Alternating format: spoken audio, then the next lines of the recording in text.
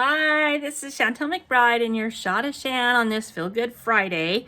I've been highlighting some of my mentors in my life, and I cannot leave out Dave Blanchard. So, gosh, when I met him on my path, I was in a pretty dark space. I had lost 9 friends and family members, and at that point, I felt like a piece of my heart went with that person every time someone passed. So, needless to say, I felt depleted. I felt like I had nothing left at all. I was so sad and grief stricken and just in a not very good place. And Dave helped me look at it a little bit different. You know, he said, you're going to find purpose in the pain, and you're going to be able to do something with all of this. And in the end, it'll be a gift. And I know everyone always says, things like that are hard to hear at the time. And it wasn't hard for me to hear. I needed to hear it. And so I'm glad he went there with me. And it's been my saving grace, because I soon figured out how to reframe that and how to look at how can I serve? Like, how do I serve so many people on so many levels? And for me, when I started realizing each of those people that passed actually left me with a piece of their heart. And so my heart got bigger. I have 9 pieces of people's hearts in me that I serve from. And that's how I'm able to do what I do. And so that was huge for me, just to be able to reframe that and not feel so depleted. And, for me, I picture our loved ones who have passed on. I believe they're in a better place. And I know a better place sometimes feels like it should be with us, but I feel like they're cheering us on. I feel like they're not looking down and wishing that our lives just, I'll say it, go to hell in a handbasket. I think they're looking down thinking, okay, you're still living, you still have things to learn, and just cheering us on and saying, go, you can do this.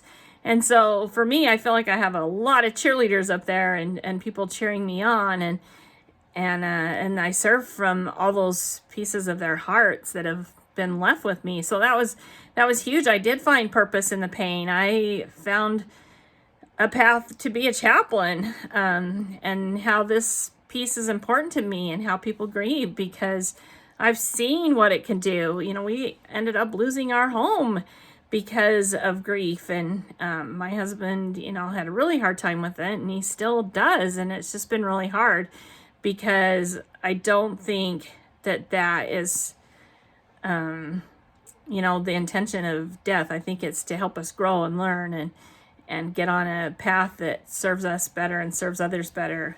That's just my belief. And so I'm glad that I found that, and I'm glad that I found purpose in the pain. So that was just a huge piece. And, he said our characters are forged in the furnace of adversity. And, we do find our gifts in the darkest of hours. And it's just, you have to be aware of that and look for it and work for it, because it doesn't just come easy. It takes a lot of work to get to a point where you can find that purpose in the pain and do something with that and learn from it.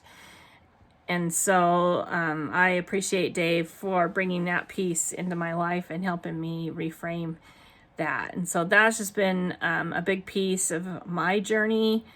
And just look and see, like, what's your most painful experiences in your life, and how can you turn that around, and how can you learn from that, and what can you do to help others and serve them through that pain. And there's so many charities you can look at, like Mothers Against Drunk Driving, MAD. That happened because moms were mad.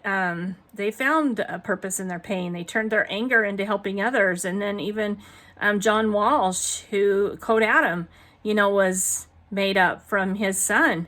What happened to his son? And he's put like 2,500 pedophiles, I believe, back in jail, or in prison.